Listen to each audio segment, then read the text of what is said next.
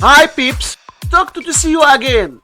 In this adventure today, 24 divided by 12, which equals 2, and 4 divided by 2 equals 2. Now we have this problem, 2 divided by 2, which equals 1. But this answer is not correct because according to the order of operations, we must do this division, then this division, and at last this division. So we have first this division, 24 divided by 12 equals 2. So we have 2 divided by 4 divided by 2, and we can write this part as 2 over 4 divided by 2. So we must keep the first fraction 2 over 4 and change division to multiplication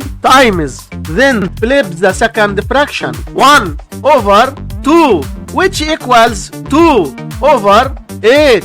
And this is our final answer for this problem. Don't forget to like, subscribe, and check out more videos on the channel.